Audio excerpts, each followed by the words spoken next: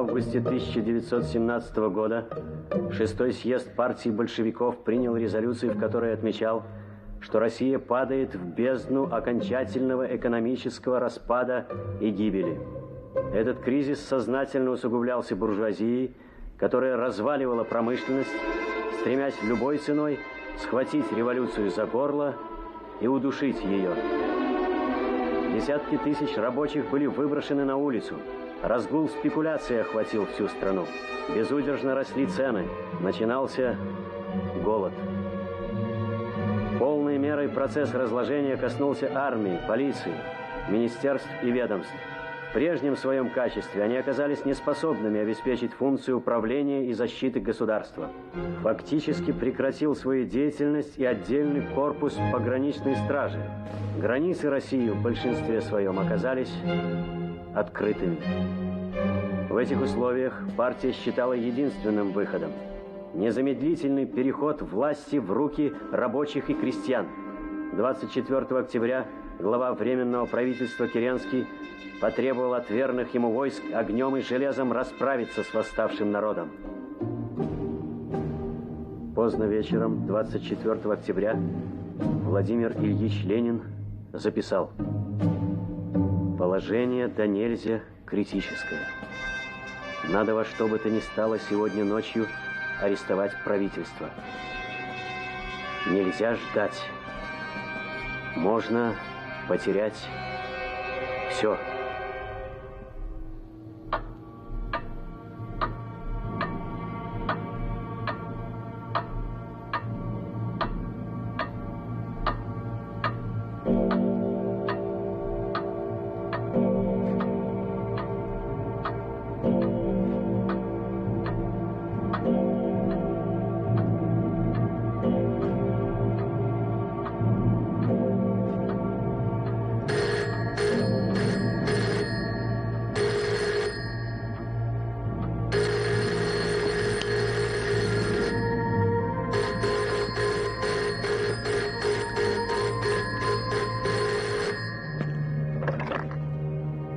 Здесь, Данович.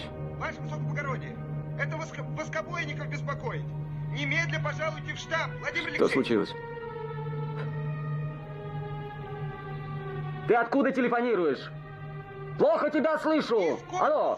Ваше высокобродие, я с ночи здесь. Приказано всех офицеров штаба незамедля оповестить. Радость у нас лопнуть можно. Говори толком, что случилось наконец, Воскобойников. Революция, ваше высокобродие.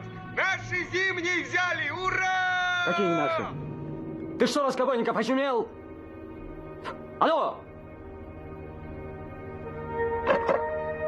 Черти что. Наши, ваши, ихние.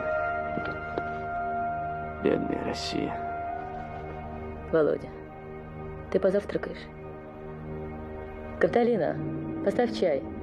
Владимир Алексеевич уходит. Не до чая, мама. Я в корпус. Не волнуйся за меня. Буду тебе телефонировать. Угу, ну ладно.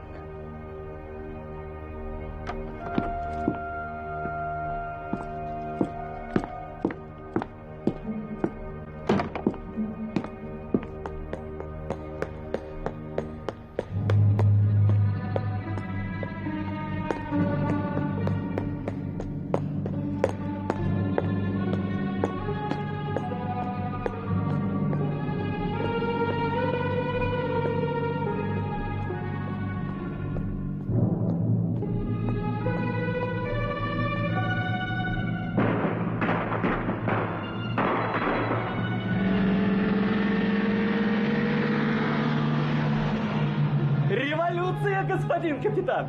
Вот так-то! Революция уже была. И она была дважды. Я не понимаю, кому понадобилось устраивать еще одну. Мальчишество какое.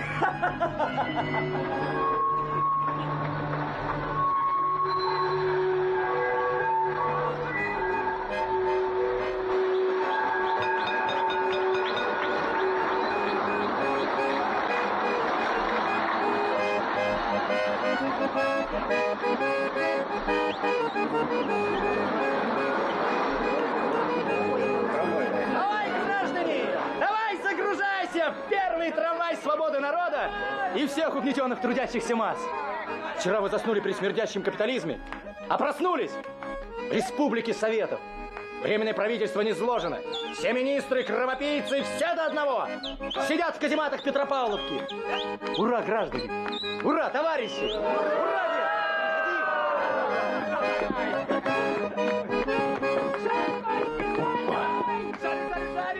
Куда? Пропустите, унтер-офицер. Я тороплюсь на службу. Я так понимаю, что служба твоя, ваш бродь, отныне нам кровь пускать. Или как? Братва! Братва, давай сюда контуру нащупал! Золотопогонник, братва!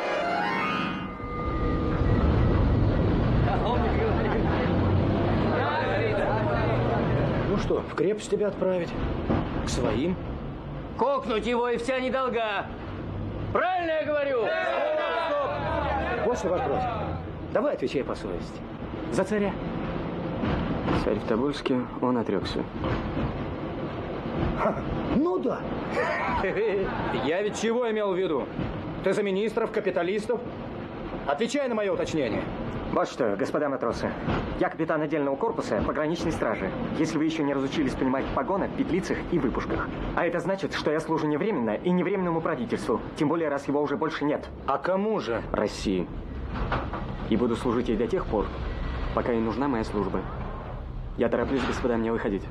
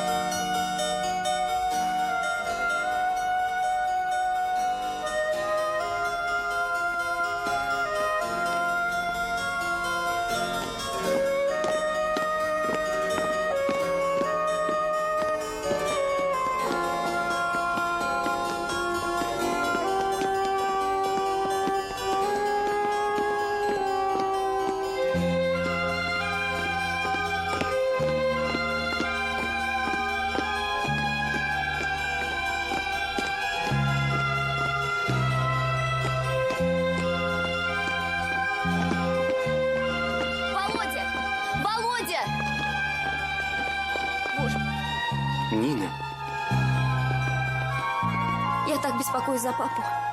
Звонила в штаб, телефоны молчат. Вот я и прибежала сюда. А у нас еще трамвай не ходит. А у тебя? Ваше благородие! Ты пойди на Дворцовую сходи! Там несколько таких в золотых погонах кверху пузом лежат! Может, своих найдешь! Барышня, давай с нами! Барышня, отвлечемся от старого мира! На Дворцовой площади баррикада. У Александровской колонны убитый лежит. Господи, Володя, как это страшно. Русские стреляют в русских. Один убитый. Что? А, да. Почему ты это спросил? Судя по тому, как они на нас смотрят, убитых должно быть гораздо больше.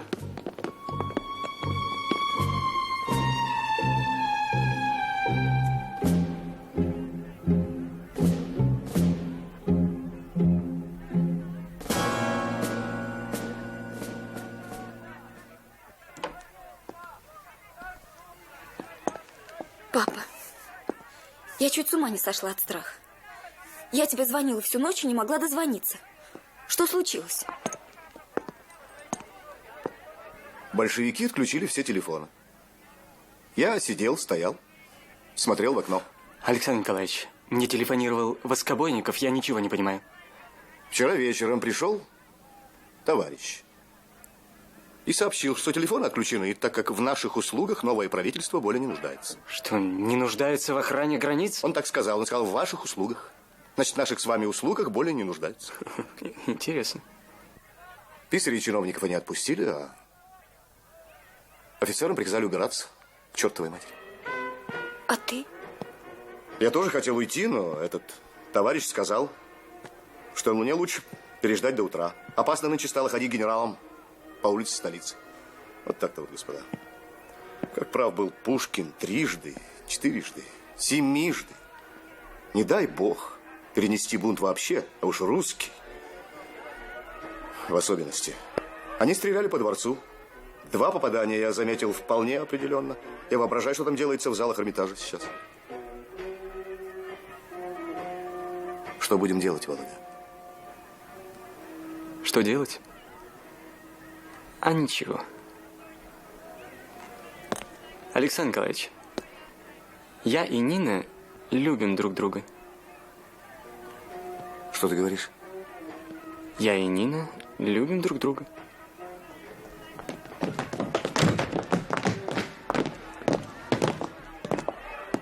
Генерал Хлебнев, вы?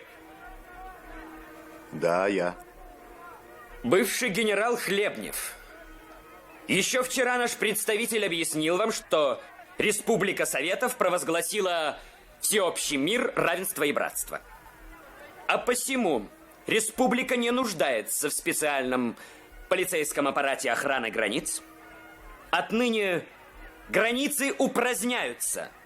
И мы подадим в этом величественный пример остальному миру. Со вчерашнего дня все люди братья, и границы больше не нужны.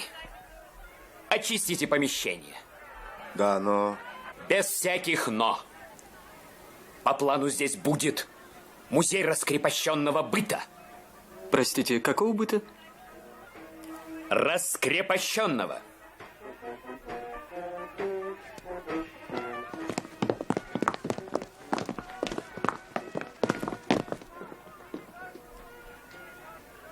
Александр Николаевич, нас перебили. Я прошу руки вашей дочери. В такое время. Ты хорошо подумал, Володя? Ваше превосходительство, даже второе пришествие Господа нашего Иисуса Христа не сможет остановить любовь, ненависть, смерть, рождение. Тем более этого не сможет сделать революция. Какая она у нас по счету? 3-я? Но если наступит 4-я, 5-я, 6-я, всех не переждешь. Поэтому, я думаю, жить надо, наверное, и трудиться. Правда, теперь уже не знаю как. А отсиживаться по щелям – это удел тараканов. Благословите, Александр Николаевич.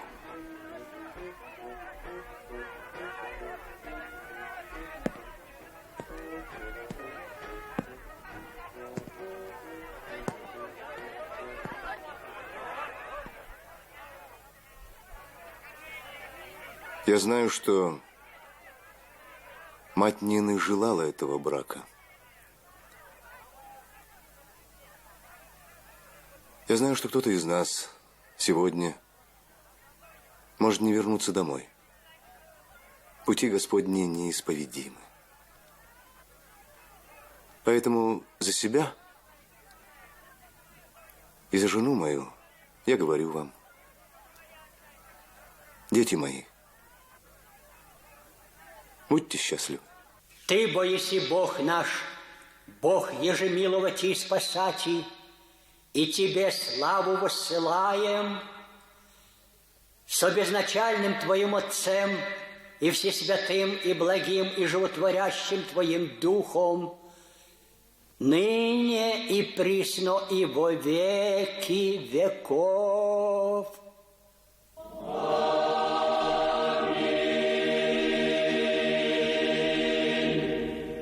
Миром Господу помолимся.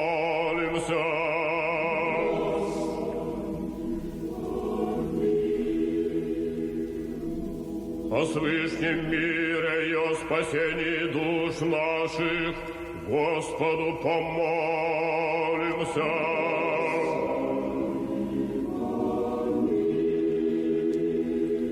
Заступи, спаси, помилуй и сохрани нас, Боже, Твоею благодатью.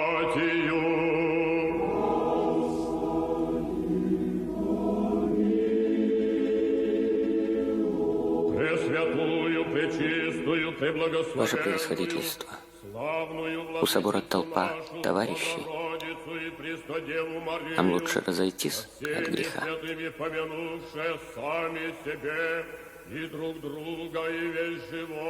Будь что будет, голубчик. Что уж теперь?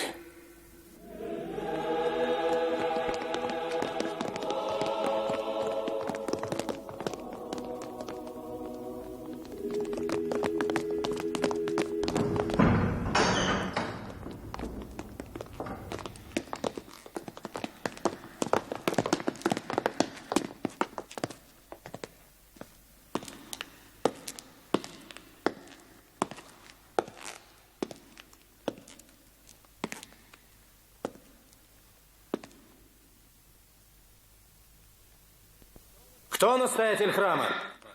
Протоиерей Соболев Иоанн Антонович. Он сейчас болен. Чем могу служить? Нам сообщили, что в храме заседают заговорщики. Здесь совершается таинство бракосочетания. Вас ввели в заблуждение. Вы? Я. Вы позволите нам закончить?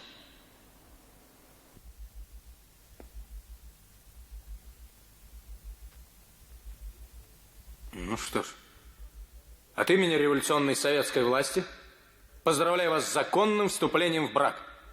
Желаю счастья.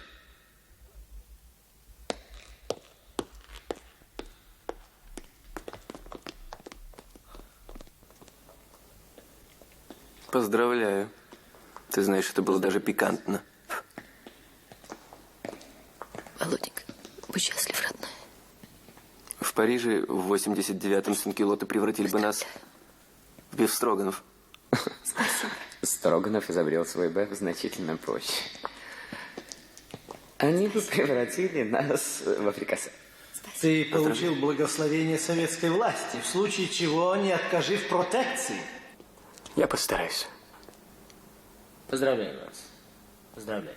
Желаю счастья.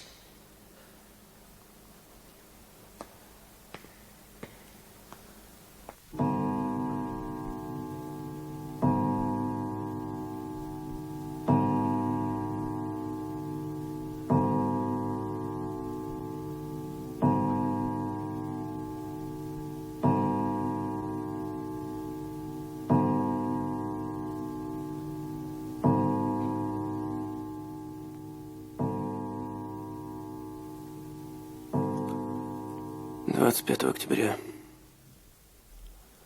я понял нечто очень важное. Я услышал мелодию, господа. Что-что? Да, услышал. И слова.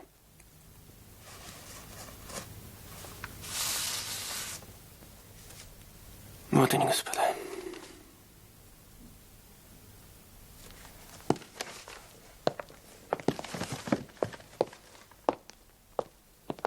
Перестаньте валять дурака. Нет, нет. Нет.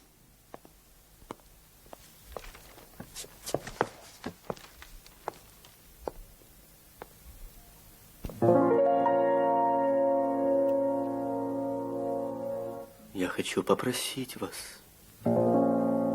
скорее преклоните колени, затеплите лампаду или белую Божью свечу. Государь-император сегодня поутру расстрелян, и наследник престола российского отдан во власть палачу. Господа, он сошел с ума? В самом деле, мой милый, что за неуместные фантазии? Слава богу, государь жив.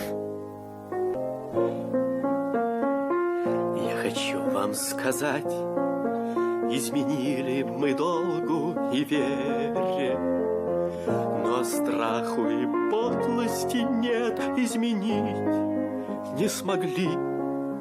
И я знаю, судьба нам за это отмерит. По 2 метра веревки и по 2 аршина земли. Я хочу вас уверить, не стоит о прошлом терзаться. Наше прошлое дым, наша жизнь предутренний сон, стали наши часы навсегда. И давайте прощаться. Господа офицеры, примите последний поклон. Господа, он прав. То, что случилось 25 октября, это не просто смена власти. Это катастрофа. Страшная. Мистическая, вселенская, если угодно. Да будет вам. Романовы убивали 300 лет. Ну и что это за трагедия, если теперь убьют их? Революция должна быть безжалостна к низвергнутым тиранам. Извольте взять свои слова обратно. Да бросьте вы. Я ведь фронтовой офицер, окопник. Таких, как вы, я всегда по морде бил.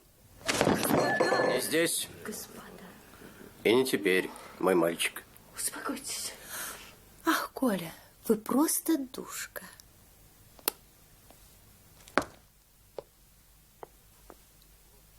Вот, господа, единственно русской среди всех нас. Спасибо тебе. Нет, господа, вешать на трамвайных опорах, на фонарях, ремни резать, вешать. Полковник, как старший в чине, прошу вас остаться. Наступает грозное время, господа. Будем благоразумны. Нет, ваше превосходительство, нет.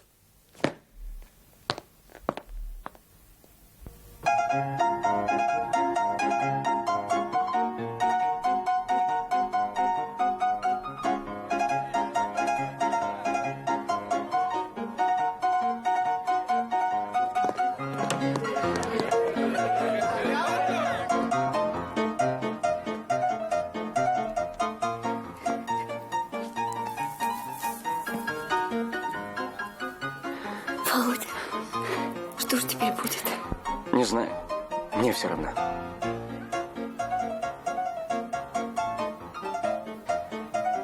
В Дрездене у мамы есть сестра. Она замужем за советником магистрата.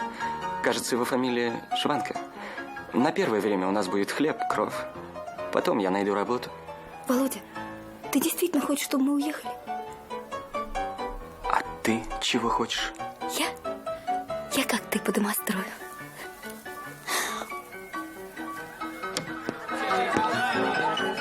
Господа, пардон, господа. Серж спрыгнул с ума. Это же надо такое придумать. В подвале. Палач, черт знает что. Нет, он накличет беду. Накличет беду. Вам жалко царя? При чем тут жалко? Государь жив.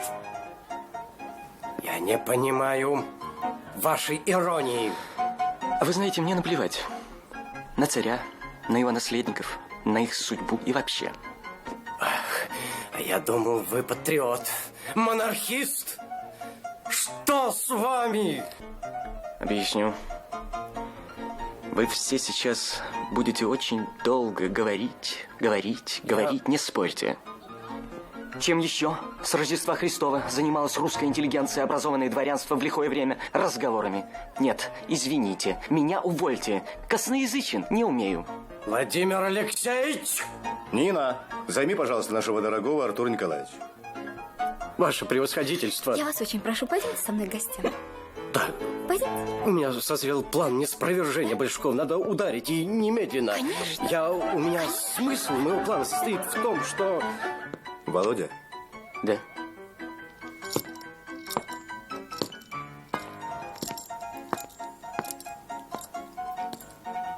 Что ты решил? Я разговаривал с мамой. Мы едем в Дрезден. Так. Большевики начинают переговоры с немцами о мире. Сейчас очень благоприятный момент. Через 2 суток мы будем в Двинский финита ля комедия. Устал. Надоело. К черту. Так. Ты все хорошо обдумал, не так ли? Володя, не перебивай, пожалуйста. Ты русский человек, русский офицер. Едешь к исконным вечным врагам России. Извини за пафос. Нина моя единственная дочь. После смерти Евгении Петровны, вот что, разве ты крыса, Володя? Извините, Александр Николаевич, но, по мнению большевиков, российский корабль начинает набирать скорость. Так что, увы, ваш упрек не по адресу. Ну, то, что утверждают большевики, это еще не реальность. Среди них есть демагоги, созданные только для того, чтобы драть луженые глотки на митингах. Но среди них достаточно образованных, трезвых политиков, которые хорошо понимают, что своими силами мужик и рабочий Христово царство не построит. И кто же, по мнению этих трезвых, должен помочь рабочему и крестьянину? Мы с тобой. Да-да-да. И поверь мне, наша святая обязанность сделать это. Вспомни Радищева, декабристов, наконец, их Ульянов, тоже не от сахи. У нас у всех есть перед народом долг. Большевики в конец разложили армию. Втягивают Россию в позорный мир. Натравливают сына на отца, брата на брата. Их вожди верой и правдой служат немцам. Вы же упрекаете меня в том, что я еду к этим самым немцам. Большевики же, по вашему мнению, правы. Правы, не знаю. Я пытался встать на их точку зрения. И знаешь, я с ужасом подумал, что направление моих мыслей сразу же сделалось невероятно радикальным. Но дело не в этом. Смута пройдет, Россия останется. А она татар и монголов пережила, которые жгли и насиловали ее. А ты подумал, Володя, что нас, дворян и прочих захребетников, едва ли 0,5% в России? Дармоедов и кровопийц, с этим не поспоришь. Да я не спорю. В конце концов, я же не навсегда уезжаю. Через полгода все в России будет по-прежнему. Я уверен. Все вернется на круги своя. Езжай, раз решил. Что касается меня, то я остаюсь, и будь что будет. У меня вон на Смоленском кладбище жена и прапрадеда лежат. Грех мне их оставлять.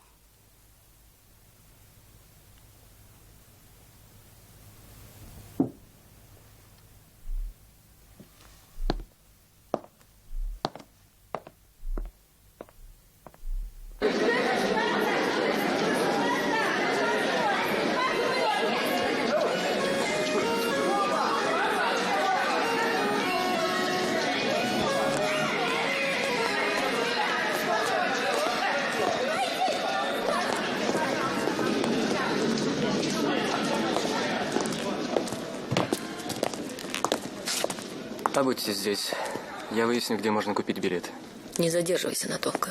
Хорошо. Да, Володя, пожалуйста. Здесь так страшно. Все какие-то озлобленные. Ты посмотри на их лица. Ты неправильно понимаешь. Они не злые. Они радуются. Просто сейчас все наоборот. Ужас. Не нравится мне его настроение. Мама, Он не хочет уезжать, вот и все. Ты его не понимаешь, Нинушка. Что значит не хочет? Расставаться с Россией не хочет, что же еще? Бог ты мой, да почему же расставаться? Побудем где здесь полгода, ну максимум год. Все уладится. Вернемся назад. И ты мир увидишь. Европу, Германию. Ты была в Дрезецкой галерее? Нет. Вот видишь, за один только взгляд на Сикстинскую Мадонну можно отдать полжизни. Мама, вы думаете, все будет по-прежнему? Уверена. Я даже Капитолину не рассчитала. Из этих мужиков один Ломоносов был учен. А из заводских, право, не знаю кто. Как может быть иначе? Все они пьют горькую, играют на гармошке. Как они смогут управлять государством? Так к кому же мне теперь обращаться? Не знаю, я билетами не торгую. А кто ими торгует? Не знаю, обратитесь в кассу. На кассе 2 доски, крест-накрест, вот так. Тогда ждите. Чего, простите? Поезда, который вам нужен, гражданин. Поезд подойдет, вы сядете в вагон и поедете. Без билета. Послушайте, а уж это как будет вам угодно. Покиньте помещение. У нас много дела, вы мешаете. Вы? Да, я. Уезжаете? Пытаюсь. Барышня! Барышня! Помогите с билетом по старой дружбе. Куда уезжаете? Дрезден.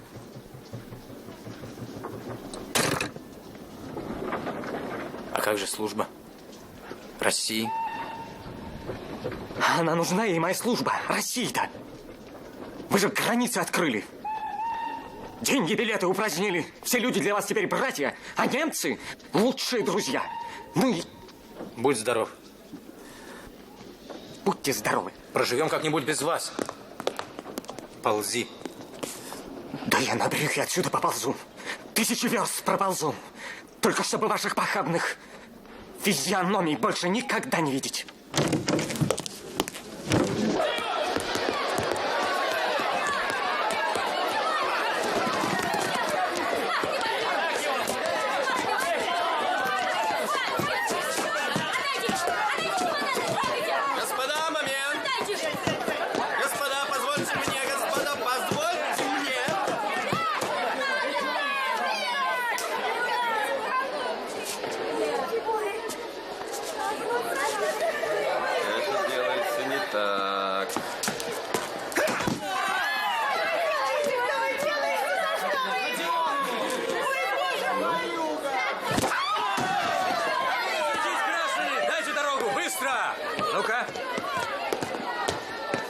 Что здесь происходит?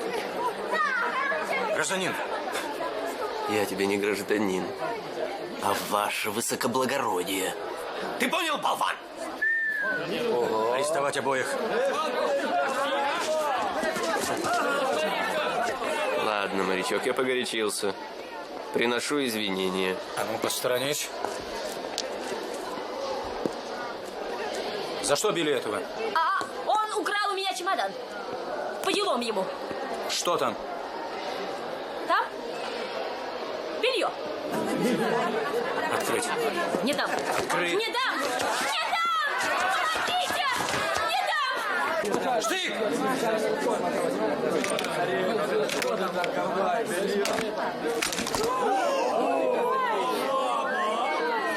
А вы, оказывается, криоз. Ладно. Откуда у тебя тетка? Я их всю жизнь копила. Всю жизнь. Хватит. Забирай свое буржуйское барахло и проваливай сюда. Давай. Пропустите. Все равно деньги не сегодня, завтра мы отменим. Так что можешь ими свой галью наклеить. Ну а вы? Дайте советской власти честное слово. Вот ты. Не воровать у трудового народа. Но вы не драться. А у буржуев можно? Поговори у меня. Не буду, не буду. Слово офицера.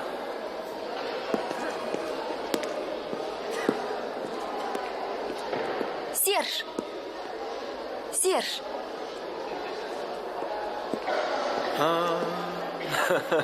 Вы какими судьбами здесь? Нина Александровна. Какой сюрприз, мадам. Мое почтение. Да вот, Уезжаю? Мы тоже.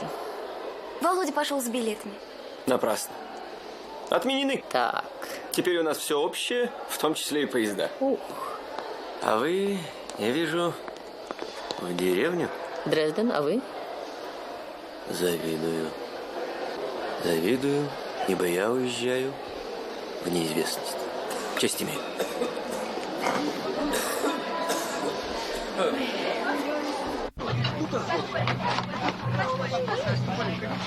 Софья! Софья, куда попал? Я за ним сюда!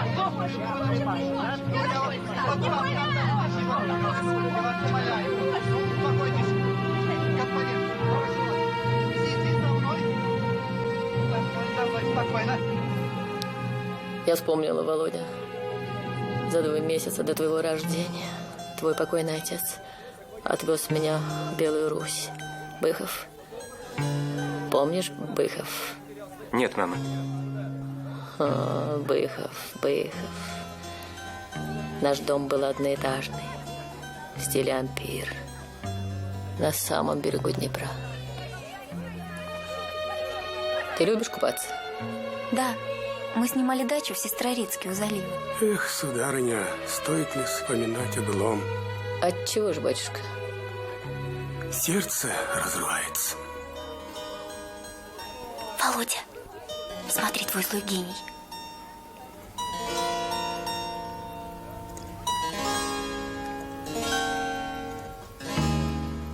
Я выйду покурю. Не опоздай. Не беспокойся. Ваше благородие, будьте добры. Это тот самый капитан.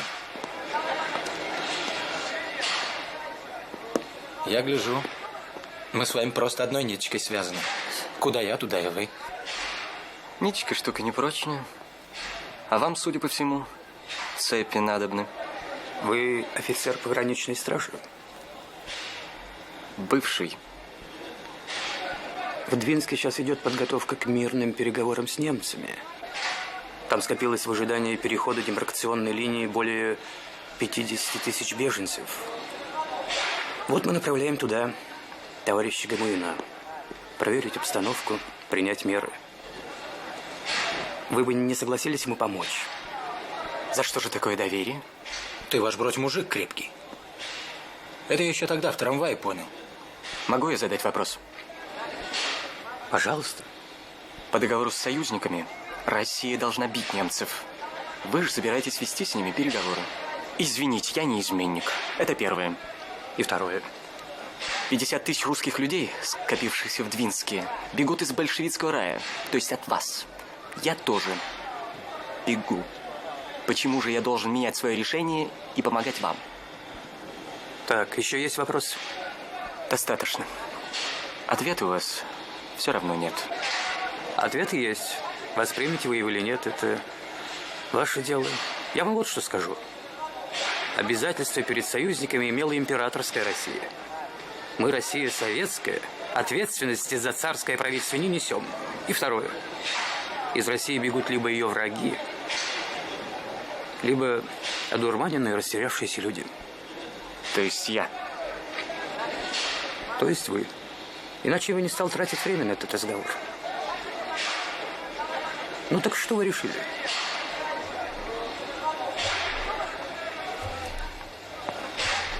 А жаль.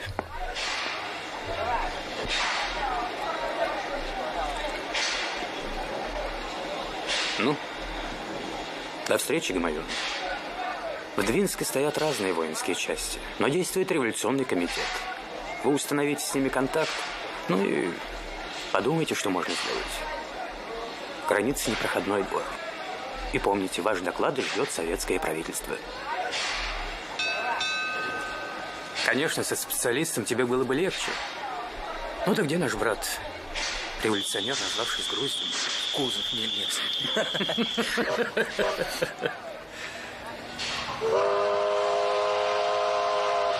Всего доброго. Счастливо.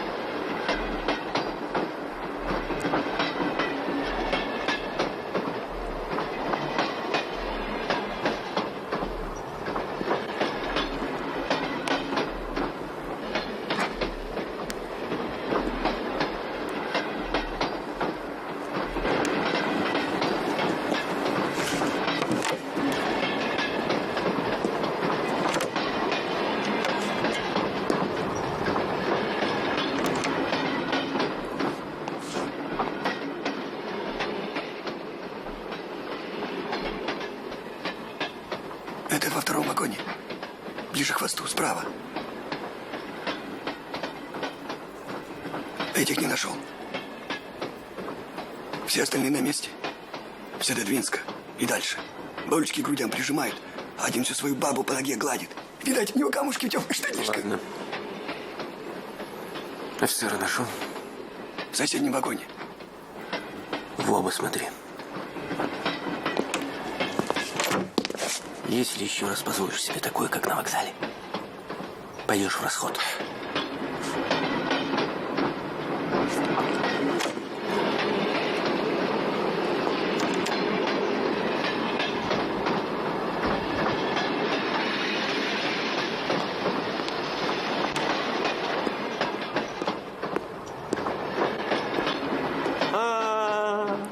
Володя! Сударыня, честь имею. Нина Александровна. Нина Александровна. С тех пор, как мы с вами виделись в последний раз, вы расцвели прелестно, неподражаемо, и это вам известно. Я думаю, какая несправедливость. Мы, хозяева России, бежим. А наши слуги лежат в наших кроватях и жрут цыплят. Гюго! 93-й год.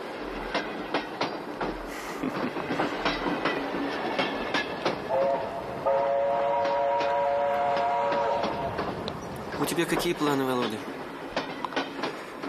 Послушай, Серж, я уже 77 раз излагал мои планы. Мой главный план – не иметь никаких планов. Ты меня понял? Сколько у тебя денег? Денег? Ну, 1500, наверное. Ну, не трудись считать.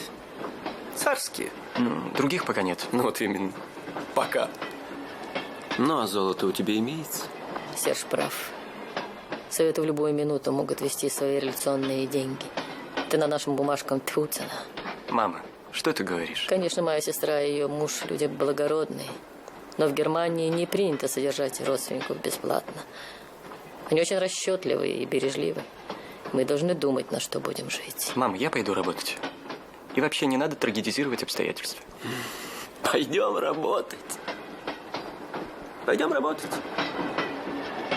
Ну, я хоть музицирую. А ты что умеешь делать? Пилить дрова. Пойдем покурим. Здесь душно.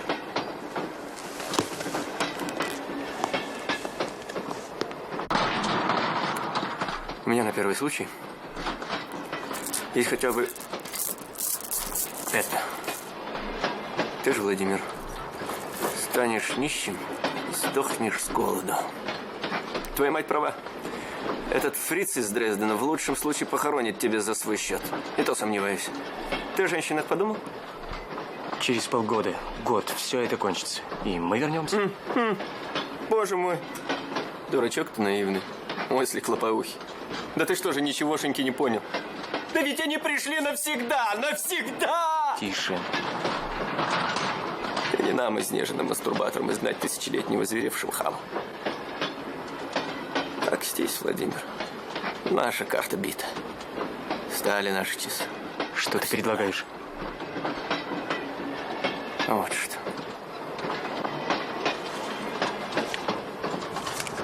Знаешь, кто это? Не имею чести. Я сейчас объясню. Это Ян Рейман. Это Эрих Бурхард. Это Николай Линден. Золото, серебро, драгоценные камни. Это то же самое. И так далее. 3 немца, 2 инородца, что значительно облегчает мое душевное состояние. Ненавижу ни тех, ни других. Все понял? Нет. Это ювелиры-торговцы. Они едут все в этом поезде. Я уверен, что все барахло они везут с собой. И ты мне предлагаешь? Да. Оружие у тебя имеется? Подлец.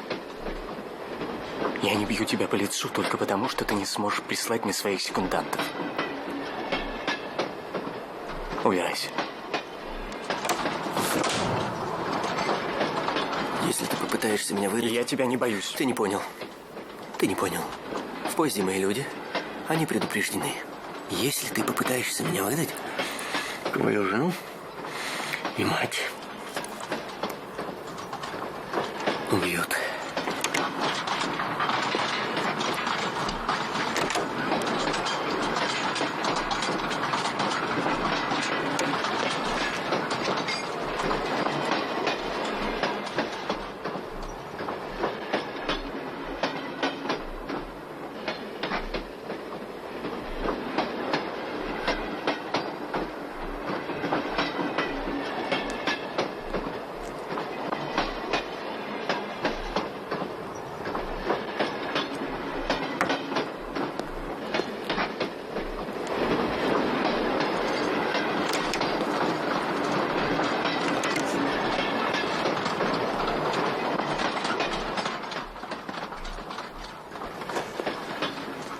А где наш очаровательный Серж? Прекрасный молодой человек. Он тоже едет в Германию? Не знаю. Вот что. Мне надо отлучиться. Возможно, я задержусь. Что? Володя, что случилось? Ровным счетом ничего. Ты помнишь того унтер-офицера, с которым я разговаривал на перроне перед отходом поезда? Боже. Да? Это тот самый, что приходил к нам на венчание в собор? Да. Мне необходимо его разыскать. Только не зови его сюда. Здесь и так душно. Володя, можно я пойду с тобой, а? Нет, не надо. Не волнуйтесь. Я скоро вернусь.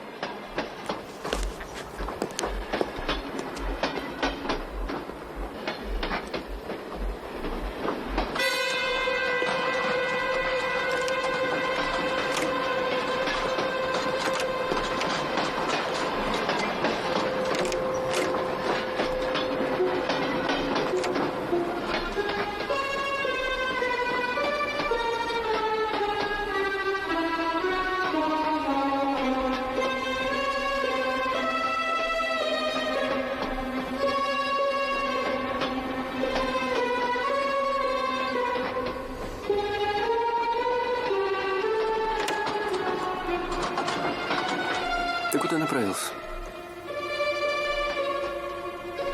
Я ведь тебя предупреждал. Видимо, я слишком понадеялся на слова. Ну что ж, я дам тебе еще один шанс. Видимо, русскому человеку все нужно потрогать своими руками. Пойдем.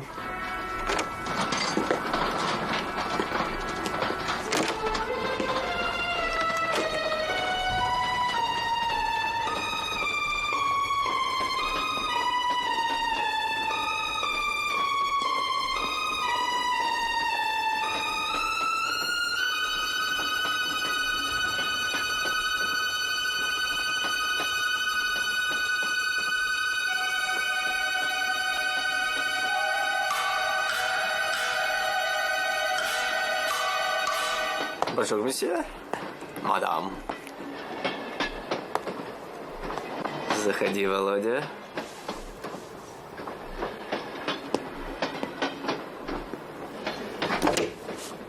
Садись. Ваша фамилия Линден. Зовут вас Николай. Да. Чем могу служить? Мне кажется, ваш мальчик неудобно сидит. Ему мешает саквояж. Дайте-ка мне его сюда. Поторопитесь. У нас мало времени. Мы все рискуем. Ну, быстро!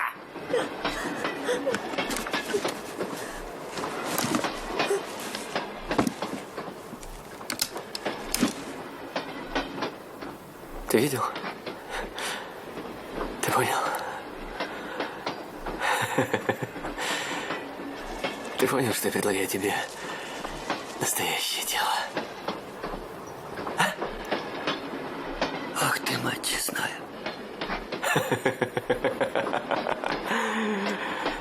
Ну, Что ты решил? А?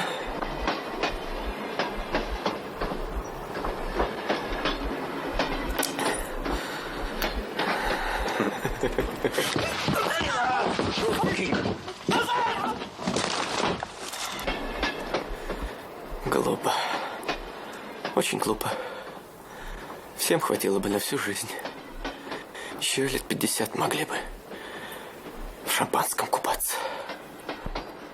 Барин сапожнику сапоги заказал. Приходит вечером, а сапожник ему белые тапочки подает. Барин стал ругаться, сапожник улыбается. А поутру барин помер. Не понял.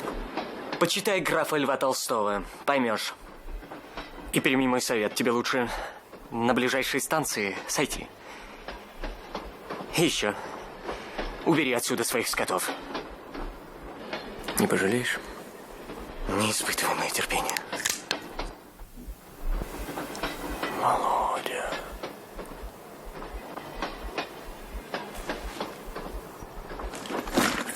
Иди.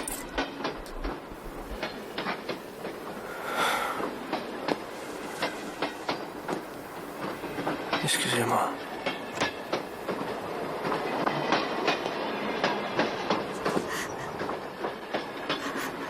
Молодой человек, вы спасли нас. Храни вас Господь. Сколько я вам должен? Папа. Лисин. Молодой человек совершил определенную работу и заслужил вознаграждение. Вот я и спрашиваю, сколько? Сколько?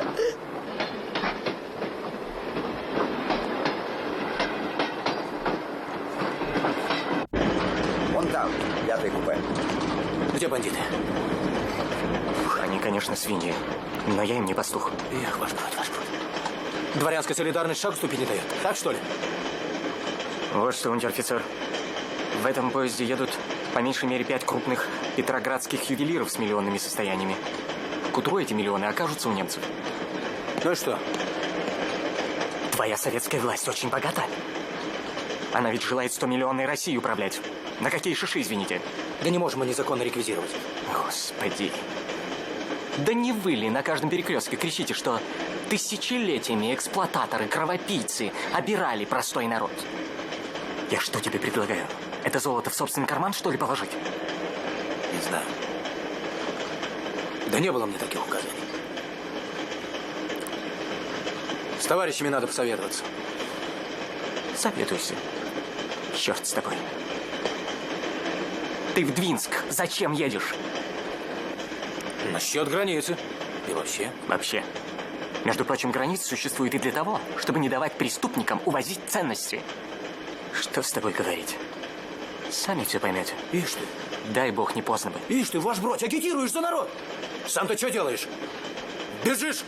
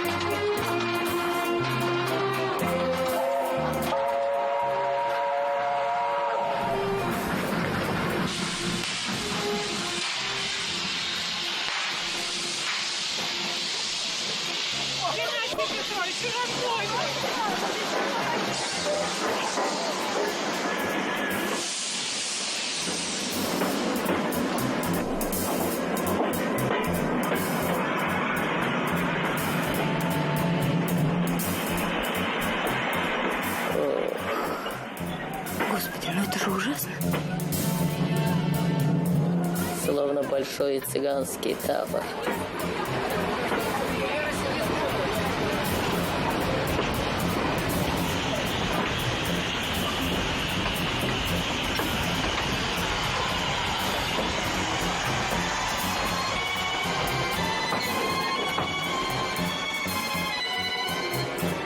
Я надеюсь, Вова, что в этом городе есть хоть одна приличная гостиница. Я узнаю.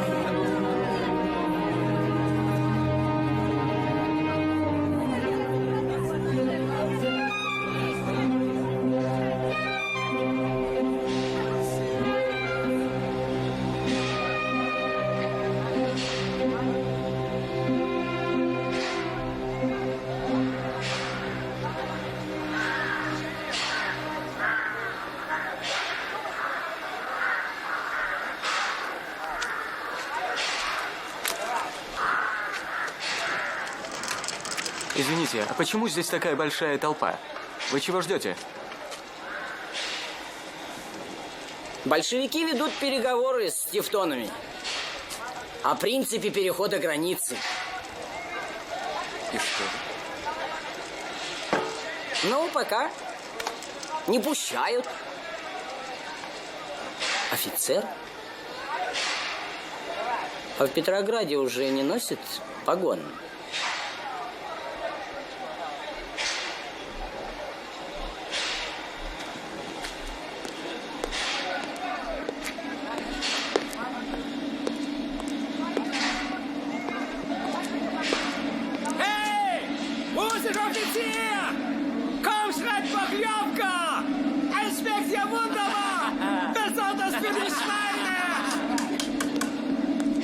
Граждане! Господа! Что же произошло в России? Бунт! Бунт! А к чему он привел? Вы это знаете, потому что вы здесь! Вы! Цвет надежда! Гордость России! А почему? Я вас спрашиваю, почему? Потому что нам ненавистна грязная лапа взбесившегося хама! Совершенно верно! Справедливо! Господа! Господа! Я хочу спросить вас, что вы, что все мы ждем? Милости колбасников с той стороны!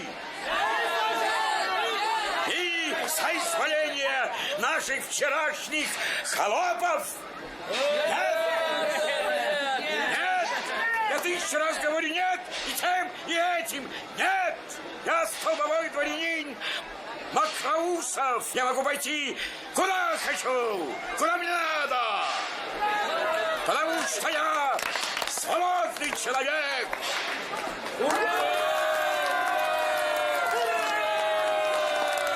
Господа, я прошу вас, давайте все вместе. Ну, Боже царя, господа,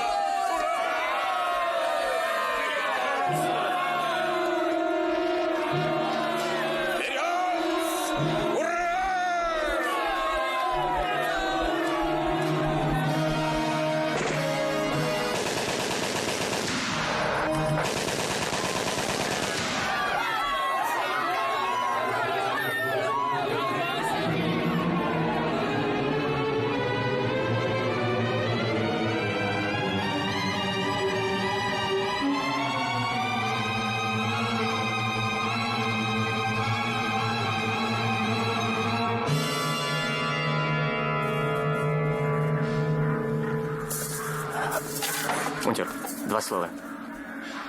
У вас сколько солдат? А вам зачем? Вот что. Либо надо срочно наладить фильтровку и пропуск людей, либо поставьте вот здесь и здесь 2 пулемета «Максим» и надежную роту солдат. Вы поняли? Ну, немцы еще сами пока никого не пропускают, а эти? Ну и черт с ними. Кто их тут держит, дерьмо недорезанное? Ты уж извини, ваш бродь. Ты ведь тоже из них. Из них. Только я не везу с собой золото и драгоценные камни. Вот хорошо. Впрочем, 2-й раз ведем с вами эту беседу, и 2-й раз вижу перед собой дурака. Извините. Да уж ладно, ты, слышишь, не кучеряшься.